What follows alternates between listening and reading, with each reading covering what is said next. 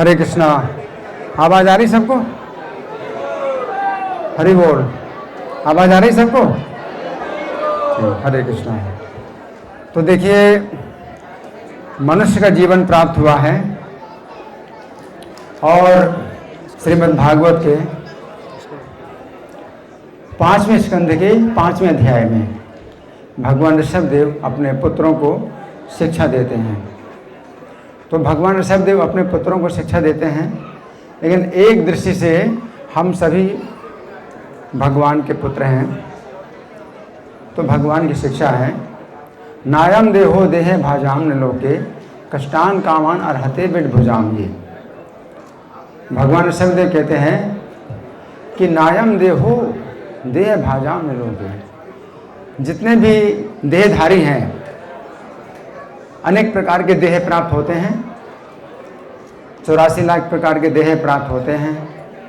उनमें से जो मनुष्य देह है ये इसके लिए नहीं है कि उन भोगों को पाने के लिए परिश्रम किया जाए जो भोग मल खाने वाले पशुओं को प्राप्त होते हैं। मल खाने वाले पशु हैं तो वो भी जो है भोग प्राप्त करते हैं। क्या है? खाना, सोना, भोग करना, सुरक्षा करना। तो ये सब जो है मल खाने वाले जो पशु हैं वो भी इस प्रकार के सुख प्राप्त करते हैं, खाना, सोना, भोग करना, सुरक्षा करना। तो ये मनुष्य का जीवन इसलिए नहीं प्राप्त हुआ है कि इसमें पूरा समय उन्हीं भोगों को पाने के लिए लगाया जाए जो भोग वो मल खाने वाले पशु प्राप्त करते हैं बिना परिश्रम के। उनको बिना परिश्रम किए ये सुख प्राप्त होता है। सोते रहते हैं, खाते हैं, सोते हैं, भोग करने, सुरक्षा करते हैं, है ना। और हम लोग जो है उनके लिए, उन भोगों को पाने के लिए अपना परिश्रम और अपना पूरा समय लगा रहे हैं।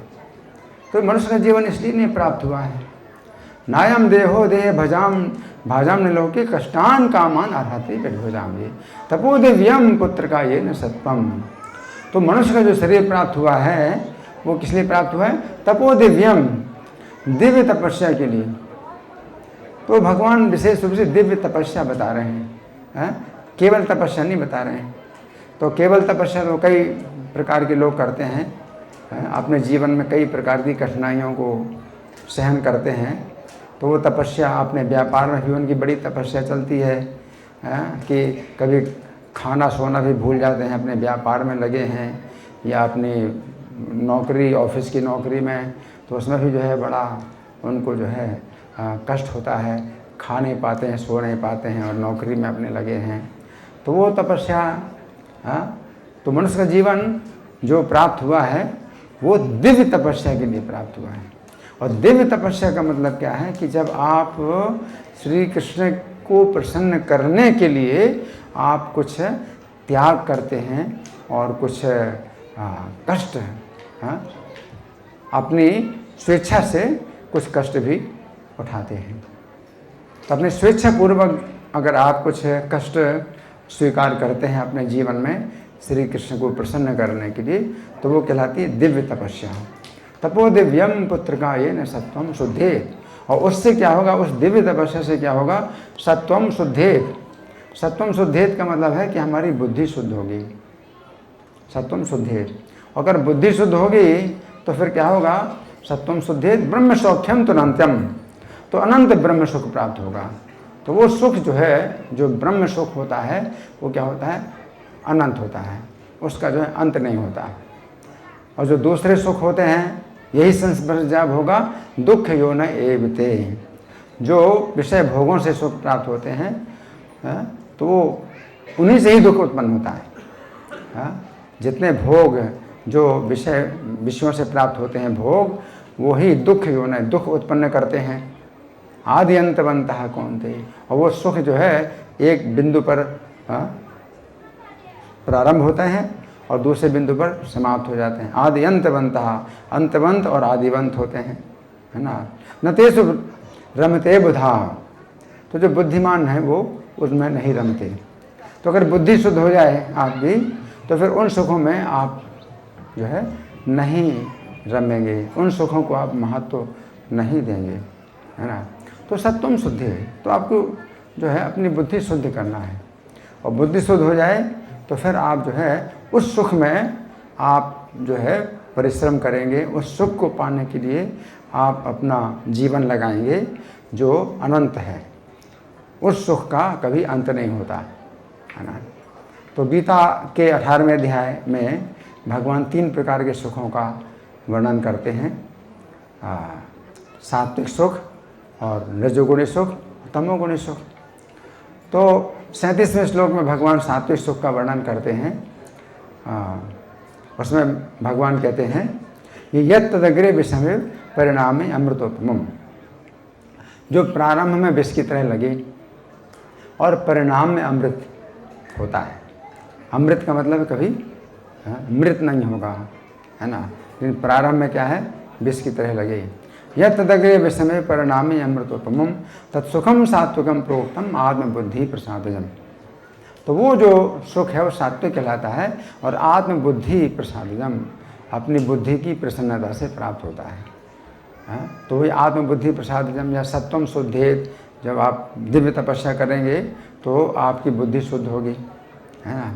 तो आत्मबुद्धि प्रसादजम, तो अपनी बुद्धि की प्रसन्नता से प्राप्त होता है। तो भगवान श्री कृष्ण हैं जब प्रसन्न होते हैं तो वो जो सुख है वो प्रारंभ में विष की तरह लगता है ना। तो प्रारंभ में विष की तरह लगता है ना। तो रूप गोस्वामी बताते हैं कि प्रारंभ में अगर विष की तरह लगता है तो उसमें आश्चर्य नहीं मानना चाहिए। रूप गोस्वामी कहते हैं कि जैसे पीलिया का मरीज होता है तो उसको मिश्री कड़वी लगती है ना। तो मिश्री क्यों कड़वी लगती है? क्योंकि उसको पित्त की बीमारी है, पीलिया। तो पित्त है, क्योंकि उसके जो पित्त है तो पित्त से उसकी जो रचना है वो गर्म होती है, तो मिश्री जो है कड़वी लगती है। लेकिन वो क्या करता है, वो उस मिश्री को खाता जाता है, और कड़वी लग रही है लेकिन खा रहा है। तो वो मिश्री जो है फिर क्या होता है कि खाते खाते मिश्री जो है उसकी पीलिया की बीमारी को ठीक कर देती है, और वो फिर धीरे धीरे मिश्री मीठी लगने लगती है और पीलिया की बीमारी दूर हो जाती है ना।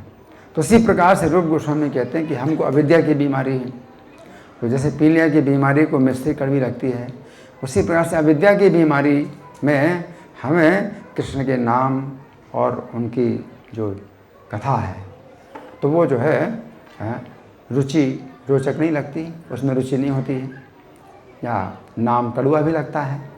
स्यात् कृष्ण नाम चरितादिशताप विद्या पित्तोप तप्त दर्शन से न रोचि का नो। तो जो कृष्ण का नाम, साथ कृष्ण नाम चरितादि, श्री कृष्ण का नाम है और कृष्ण का चरित्र है, ये सब चीज़ें जो है हमें अगर रोचक नहीं लगते हैं तो ये जो है अविद्या की बीमारी के कारण है।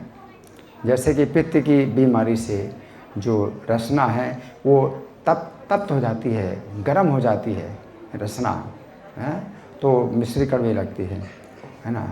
तो किंतु आदरात, किंतु का मतलब है कि इसमें आप निर्णय मत लीजिए कि नहीं ये जो है कृष्ण का नाम, कृष्ण की कथा ये जो है नहीं लेना चाहिए, नहीं सुनना चाहिए, क्योंकि इसमें कोई रस नहीं है, कोई रुचि नहीं होती है।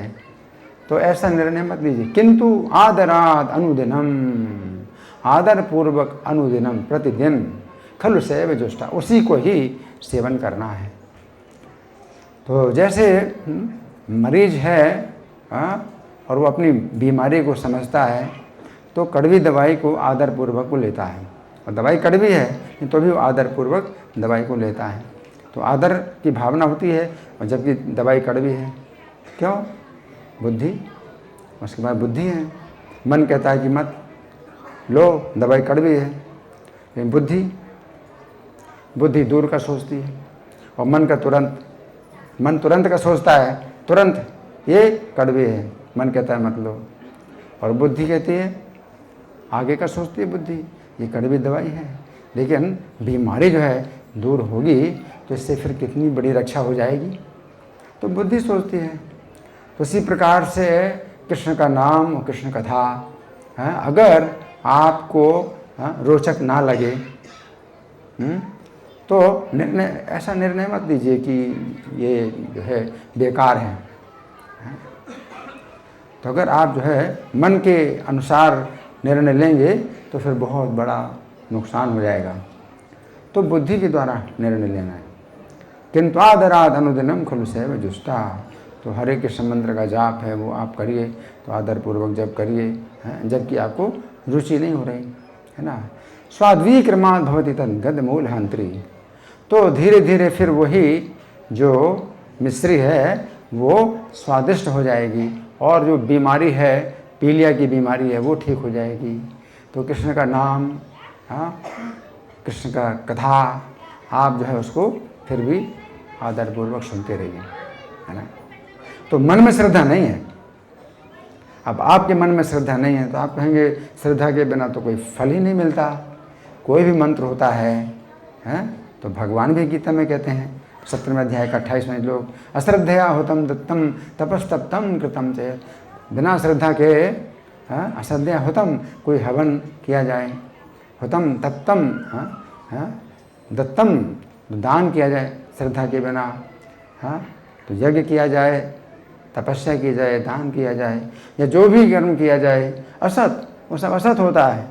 न च तत्प्रेत नो है, ना तो अगले जीवन में कुछ उसका फल मिलेगा, न इस जीवन में कुछ फल मिलेगा। तो आप कहेंगे फिर जब हमारी श्रद्धा नहीं तो हम क्यों कृष्ण कथा सुने, कृष्ण का नाम क्यों सुने। लेकिन कृष्ण के नाम में और कृष्ण की कथा में ये बात लागू नहीं होती कि आपकी श्रद्धा नहीं है तो आपको फल नहीं मिलेगा, ठीक है। तो कृष्ण के नाम में और कृष्ण की कथा में ये बात लागू नहीं होती है कि आपकी श्रद्धा है या नहीं है। सकृतपि परे गीतम श्रद्धया हेलयावा भृगुवर नरमात्रम तारयेत कृष्ण नाम। तो श्रद्धापूर्वक या अवहेलनापूर्वक ही अगर इसका उच्चारण किया जाता है तो ये तार देता है, हमको जो है शुद्ध कर देता है। तो शुद्धिकरण हो रहा है, शुद्धिकरण होता है।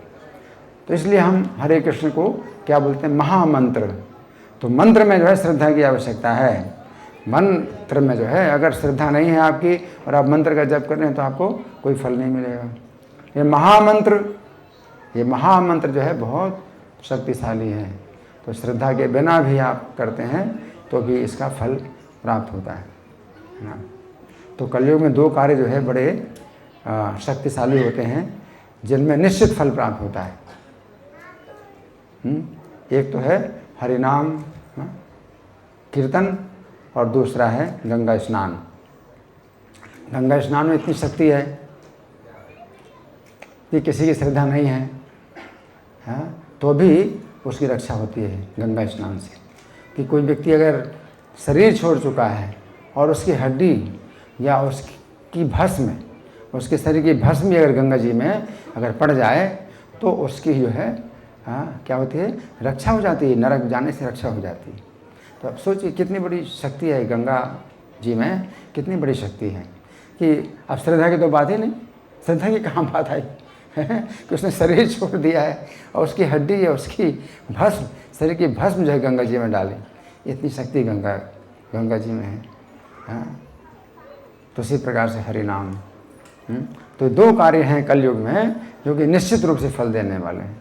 और बाकी कार्य जितने किए जाते हैं, है ना, कितना मंत्र पढ़ा जाता है, हवन किया जाता है, स्वाहा, ये सब किए जाते हैं, है ना, कुछ पता नहीं है कि फल मिलेगा कि नहीं मिलेगा, कुछ पता नहीं है, लेकिन निश्चित रूप से, है ना। तो ये जो है आप लोगों से हमारी जो है प्रार्थना है, हमारा अनुरोध है कि इस पर आप जो है विचार मत करिए कि अभी अच्छा भाव है तो हम जप करेंगे और जब कभी जो है ख़राब मूड है, मूड अच्छा नहीं है तो जप नहीं करेंगे। तो ऐसा जो है विचार मत करिए। आप जो नाम का जो नियम है वो आपको जो है मतलब ऐसा बनाना है, पक्का बनाना है कि चाहे आप कि दिमाग में कितने भी तनाव हों और चाहे जितना जो है जलन हो, है ना, अग्नि है दिमाग में, अग्नि काम की अग्नि है, क्रोध की अग्नि है, द्वेष की अग्नि है, वो सब जो है जल रहा है, आपका मन जल रहा है।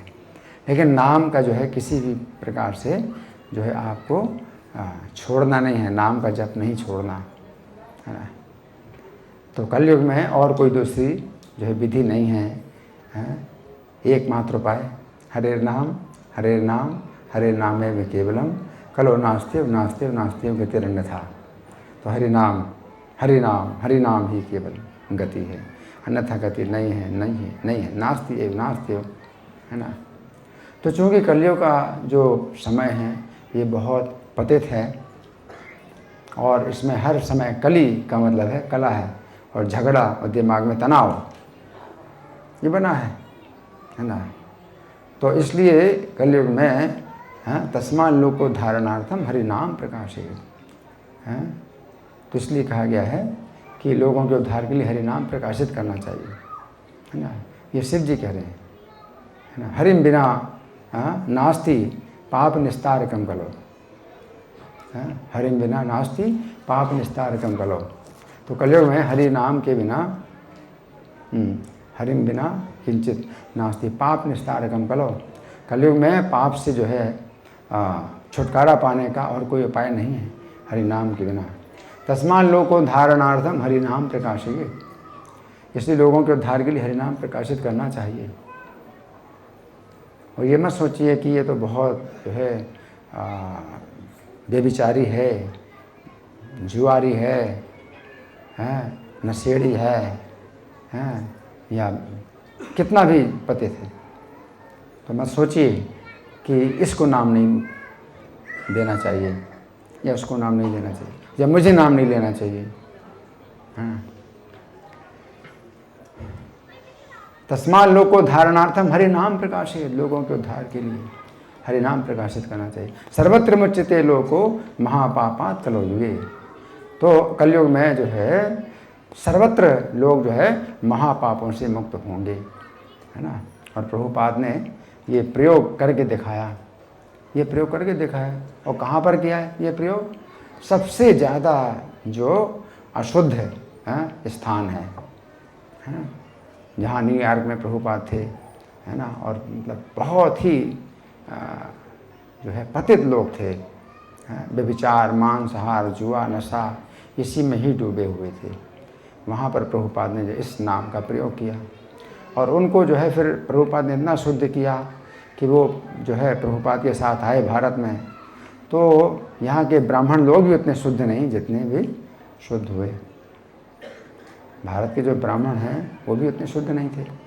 वो अपना ब्राह्मण का जो है केवल दावा करते हैं कि ब्राह्मण हैं या ब्राह्मण परिवार में पैदा हुए तो ब्राह्मण हैं, लेकिन वो भी उनके जो है नियम इतने शुद्ध नहीं हैं जितने नाम के द्वारा शुद्ध हुए। तो हर व्यक्ति जो है दूसरों को नाम का उपदेश दे। जारे देखा तारे कहो कृष्ण उपदेश, अमर आज्ञा गुरु भैया तार यही देश। तो चैतन्य महाप्रभु की आज्ञा है कि गुरु बनो, आप भी गुरु बनो। जारे देखा तारे कहो कृष्ण उपदेश, जिसको देखो उसको कृष्ण का उपदेश करो, है ना। और कृष्ण उपदेश करो तो कृष्ण का उपदेश क्या है? कलयुग में श्री कृष्ण चैतन्य महाप्रभु के रूप में है। तो कलयुग में श्री कृष्ण चैतन्य महाप्रभु रूप में आए हैं और उन्होंने नाम की शिक्षा प्रदान की। तो जारे देखो तारे कहो कृष्ण उपदेश का मतलब क्या है? कृष्ण का उपदेश कहो तो चैतन्य महाप्रभु का उपदेश करो। और चैतन्य महाप्रभु का उपदेश क्या है? सबको नाम प्रदान करना है ना। तो नाम का उपदेश करो, है ना। और अमर आज्ञा गुरु भैया, तो हमारी आज्ञा से तुम सब गुरु बनो। तो चैतन्य महाप्रभु कहते हैं तार एक देश, तो अपने स्थान को जो है पवित्र करो, हर स्थान को पवित्र करो, है ना। तो कलयुग में अब ये आशा नहीं करना कि लोग जो है ऐसी आदतों से छूटें, ये आदत बहुत ख़राब है, वो आदत बहुत ख़राब है, वो इतना जो है गंदा है, वो इतना अन्याय, यहाँ अन्याय उधर अन्याय हो रहा है। तो सब प्रकार के दोष कलयुग में हैं। कलेर दोष निधे राजन हस्ती एको गुण महान गुण। तो कलयुग जो है दोषों का निधि है, दोष निधि। जैसे समुद्र होता है ना, तो उसे कहते हैं जल निधि, तो जल का भंडार। उसी प्रकार से कलयुग दोष निधि, दोषों का समुद्र है, कलयुग दोषों का समुद्र है। तो आप ये आशा मत करिए कि कलयुग में जो है ये इतने दोष क्यों हैं, और ये सब दोष हैं, इसी शिकायत में आप जो है मतलब हमेशा लगे रहें कि इतना दोष हो रहा है ये समाज में, है ना, ये जो है मनुष्यों के समाज में ये दोष है, वो दोष है, और युवकों में इतनी बुरी आदतें हैं, आजकल के लोग ऐसे हैं वैसे हैं। तो ये सब जो है शिकायतें ना करके, इसमें कोई आश्चर्य ना करके, अस्ति है को महान गुणा, क्योंकि कलयुग का एक बहुत बड़ा गुण है, कलयुग का बहुत बड़ा गुण है। अस्ति है को महान गुणा कीर्तना देव कृष्ण से मुक्त संगः परम ब्रजे, कि कृष्ण का कीर्तन करने से ही व्यक्ति जो है परम धाम चला जाएगा। तो नियम जो है आप जरूर बनाइए, कुछ नियम जरूर बनाइए। इसमें जो है कोई समझौता नहीं है कि आपके ऊपर जो है कई प्रकार के भार हैं और कई प्रकार के काम हैं, बहुत सी चिंता हैं। आप जो है नाम की जो है संख्या का कुछ नियम बनाइए। और नाम की संख्या का नियम जो है आसान है माला पर, कि माला पर नाम की संख्या आपको करनी नहीं पड़ती है, अपने आप संख्या हो जाती है। तो 1 माला करो, 2 माला करो, कितने करें, तो आप लोग जो है अपने लिए एक ये बंधन बनाइए। तो आप स्वयं ही अपने लिए ये बंधन बनाइए।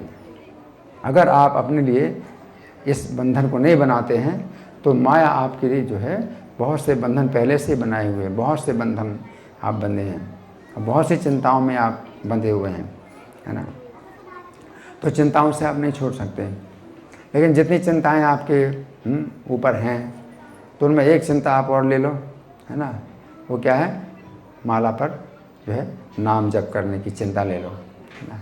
तो इस चिंता के द्वारा आप जो है, इस बंधन के द्वारा आप फिर माया के बंधनों से छूट सकते हैं।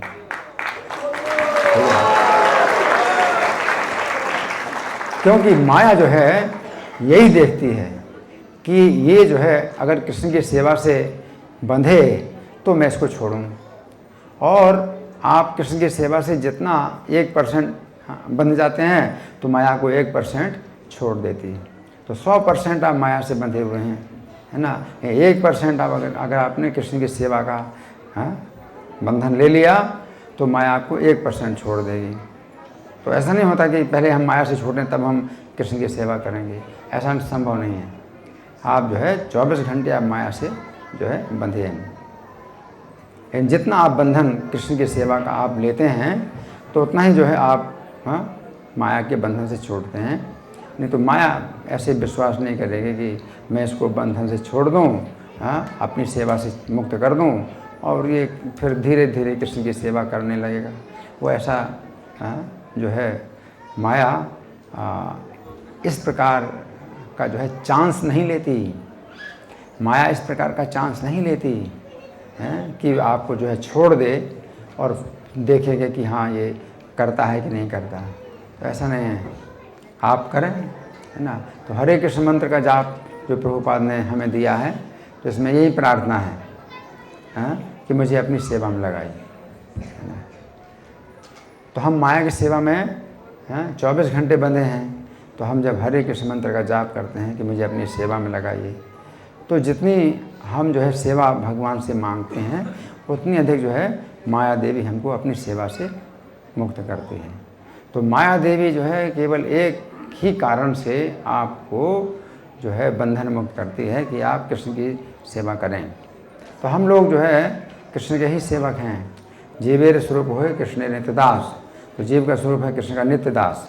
तो नित्य दास का मतलब 24 घंटे का दास, है ना। जो जीव है ये स्वरूप से क्या है, कृष्ण का नित्य दास, मतलब 24 घंटे का दास, है ना।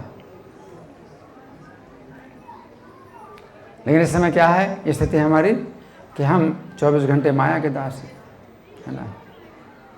तो माया जो है भगवान की ही शक्ति है, भगवान की शक्ति है। मम माया मेरी माया, मम माया दुरत्या, मामे भी प्रपद्यंते मायाम एताम तरंते। जो मेरी एकमात्र शरण लेते हैं वो माया से छोड़ते हैं। तो माया से आप नहीं छोड़ सकते हैं।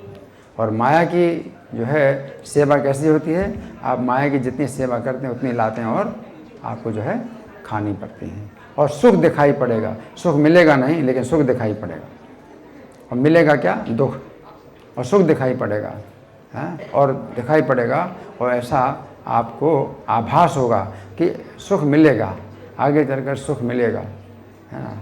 लेकिन वो जो है मिथ्या, माया का मतलब माँ नहीं, या माने जो, तो जो नहीं है उसी को माया कहते हैं। तो माया जो है सुख दिखाती है लेकिन वो सुख होता नहीं है, वो दुख होता है। तो हमें जो है मतलब कुछ नियम ऐसे बनाने चाहिए, उसी को दिव्य तपस्या कहते हैं। दिव्य तपस्या का मतलब ये होता है, ये नहीं है कि भाई कोई भी मंत्र आप जप करो। तो इस तरह से लोग कहते हैं आजकल के, और शब्दों का जाल भी बहुत बनाते हैं और उसमें आपको लगता है कि हाँ ये तो बड़ा अच्छा है, जो है इनका विचार बड़ा अच्छा है। लेकिन वो जो है शब्दों का जाल है और वो जो है बड़ा जो है अपराधजनक होता है, अपराधजनक होता है। वो कहते हैं कि हरे कृष्णा का जाप करो, और अगर हरे कृष्ण का जाप नहीं करना है तो कोई भी शब्द का उच्चारण करो, किसी भी मंत्र का उच्चारण करो, कोका कोला का ही जाप करो, है ना। तो इसमें क्या है, बहुत ये इससे जो है अपराध होता है नाम का, है ना। तो नाम अच्छा लगे या ना लगे, आप इसमें जो है जो शक्ति है ना, वो और दूसरे शब्द में नहीं है ना।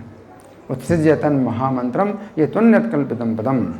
और कोई व्यक्ति इस महामंत्र को छोड़ करके अपनी कल्पना से किसी अन्य पद को महामंत्र का नाम देगा, ते शास्त्र गुरु लंघिना, तो वे शास्त्र का और गुरु का उल्लंघन करने वाले, है ना।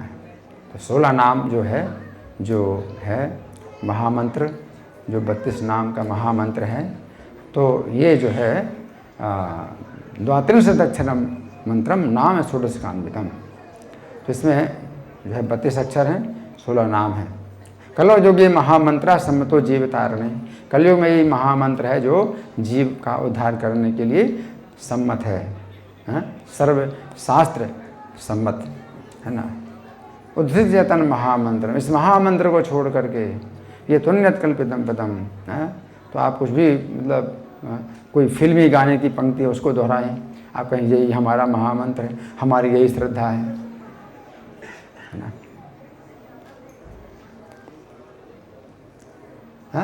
तो अगर अपनी श्रद्धा आप जो है इस तरह से अगर बनाते हैं तो वो क्या होता है, ये श्रद्धा नहीं होती है।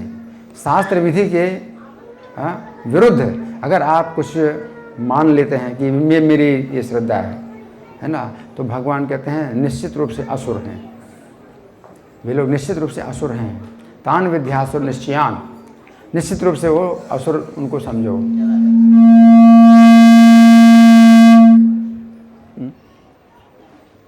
तो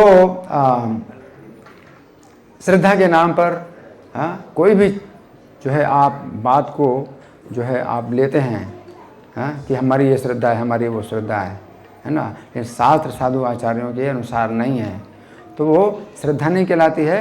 वो क्या कहलाता है, दंभ और अहंकार, दंभा अहंकार संयुक्ता, वो दंभ और अहंकार कहलाता है, श्रद्धा नहीं है वो, है ना।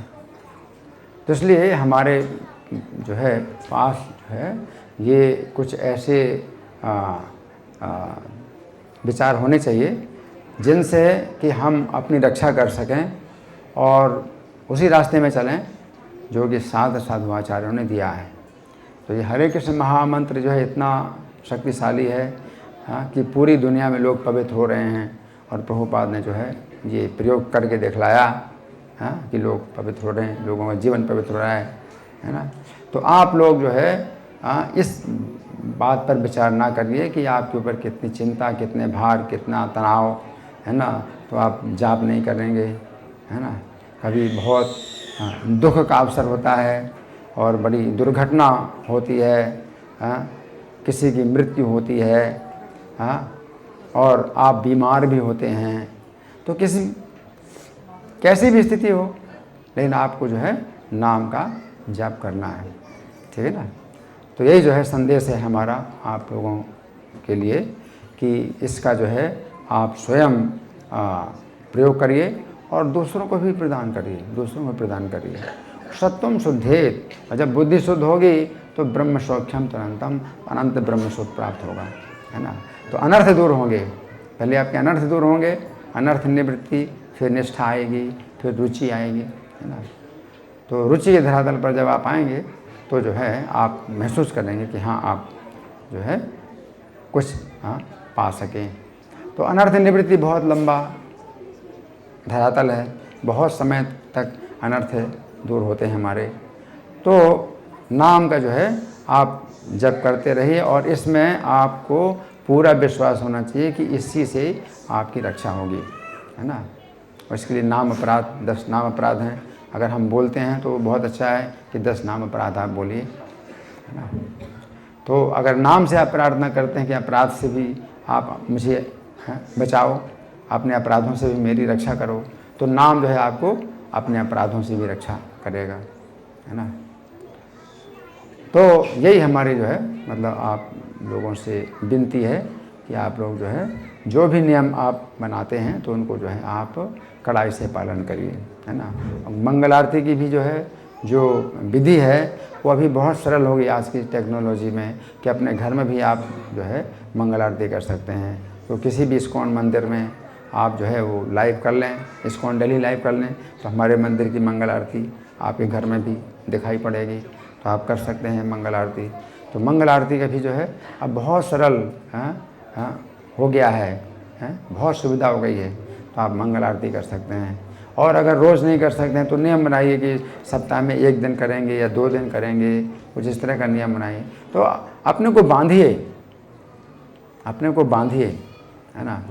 और उस समय सैया छोड़ने में बहुत कष्ट होता है, नींद आ रही है और वही नींद जो है बड़ी मनमोहक होती है कि आपको नींद आती है उस समय, है ना। मंगल आरती के समय नींद आती है, लेकिन अगर आप उसको छोड़ते हैं तो ये दिव्य तपस्या, इसकी मंगल आरती के लिए आप जो है कष्ट उठा रहे हैं, स्नान कर रहे हैं और नींद छोड़ रहे हैं, तो इसे क्या कहते हैं, तपो दिव्यम पुत्र कायन सत्वम शुद्धेत। तो वो दिव्य तपस्या है ना। नाम के जप करने में आप जो है आपका मन जो है बड़ा कष्ट पा रहा है, तो भी ये क्या है, दिव्य तपस्या, ये दिव्य तपस्या है ना। तो इस दिव्य तपस्या के लिए ही मनुष्य का जीवन प्राप्त हुआ है। और अगर आपको पूरा फल इस जीवन में नहीं मिला तो भी अवसर मिलेगा फिर से कि आपको ऐसे भक्तों के समाज में फिर जन्म प्राप्त हो कि जहाँ इसी प्रकार की दिव्य तपस्या की जाती है ना। तो ये बहुत बड़ी रक्षा है कि इस जीवन के बाद आपको जो है जो शरीर प्राप्त होगा वो कैसा शरीर प्राप्त होगा कि जहाँ फिर से अवसर मिलेगा, इसी दिशा में आपको और आगे बढ़ने का अवसर मिलेगा। और जितने आप आगे बढ़ चुके हैं तो उस बिंदु से आप फिर और आगे चलेंगे, आपका जो है वो जो इस जीवन में किया है वो सुरक्षित रहेगा। तो ये बहुत बड़ी रक्षा है ना। बाकी जो है कितने भी कार्य आप करते हैं वो सब बेकार हो जाते हैं, शुरू से ही फिर चलना पड़ता है, सब बेकार हो जाता है। लेकिन जो दिव्य तपस्या है, जो भक्ति में आपने जो परिश्रम किया है और जो आपने कष्ट उठाया है, तो वो आपके साथ हमेशा रहता है और वो आपको जो है फिर आगे चल कर के सुख प्रदान करेगा। वो सुख ऐसा होगा जिसका फिर अंत नहीं होगा, है ना।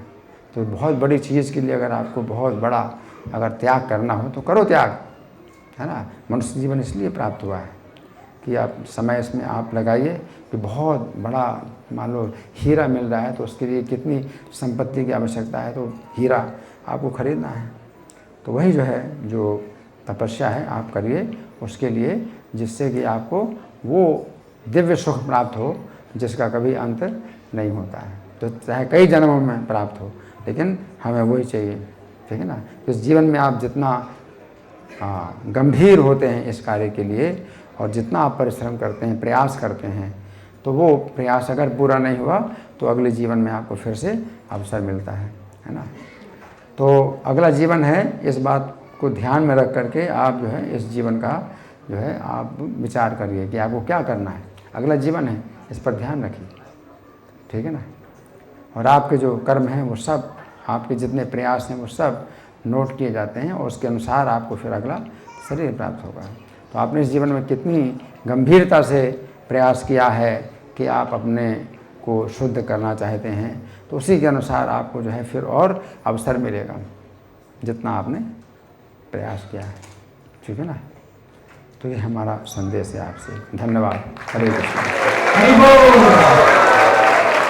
हम सब गीता मित्रों जी का धन्यवाद देना चाहते हैं कि वे अपने बिजी शेड्यूल से टाइम निकाल कर यहाँ पर आए, और हम लोग प्रभु जी से और प्रार्थना करना चाहते हैं कि वे कुछ देर और अपना समय हमें दें, क्योंकि पिछले 6 महीने में भक्तों ने जो प्रभुपाद के ग्रंथों को पढ़ा उसको उनको आज प्राइज डिस्ट्रीब्यूशन है थोड़ी देर में, कैसे उन लोगों ने फर्स्ट सेकंड थर्ड पढ़ाई करके प्राप्त किए। तो प्रभु जी से रिक्वेस्ट है प्लीज। तो मैं बैठूं या खड़ा हो जाऊं?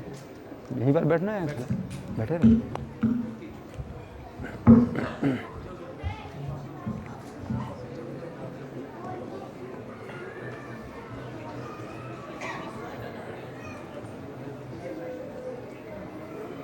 हरे कृष्णा।